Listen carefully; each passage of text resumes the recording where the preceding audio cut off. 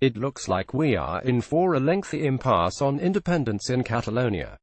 But as this political stalemate unfolds, a much more fundamental process of self-determination is well underway. The international community still fails to recognize that the region has witnessed an unprecedented revolution in participative democracy that started long before the referendum and will almost certainly outlast any constitutional settlement. This is not a struggle for a nation or flag. It is part of something much more fundamental to the future of both the Catalonian and the Spanish people. When the polling station at Arenal 11 opened just after 8:30 a.m. on the 1st of October, the international observers waiting outside were astonished when they saw who had been sleeping overnight inside the school to prevent it being closed by Spanish Prime Minister Mariano Rajoy's shock troops.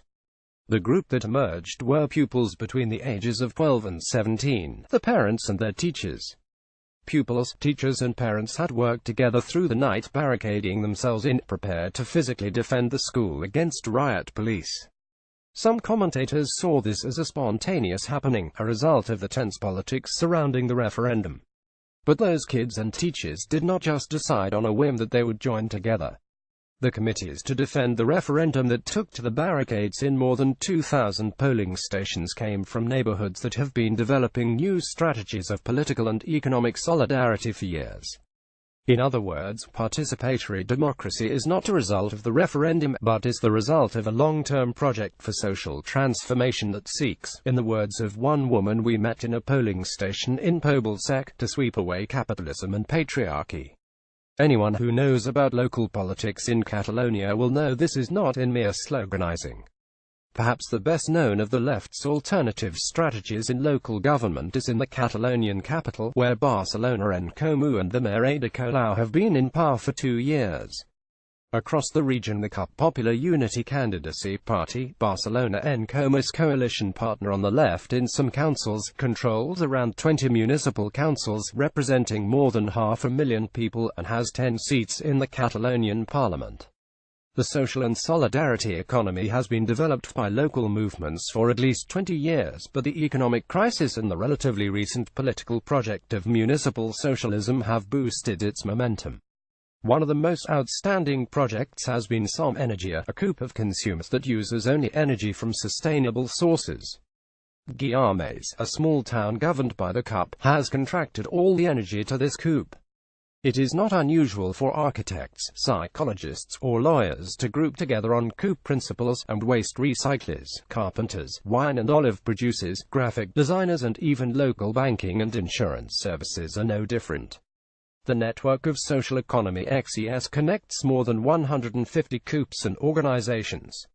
I'm Catalan. It's about building a new society for all. Video support for the solidarity economy as an alternative to capitalism is supported by new grassroots political structures.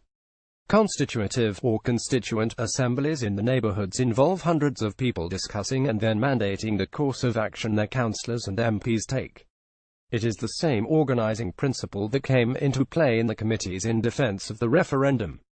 The idea is to provide a model of participative democracy that outlived the referendum and gives people a chance to build new institutions and new forms of organizing.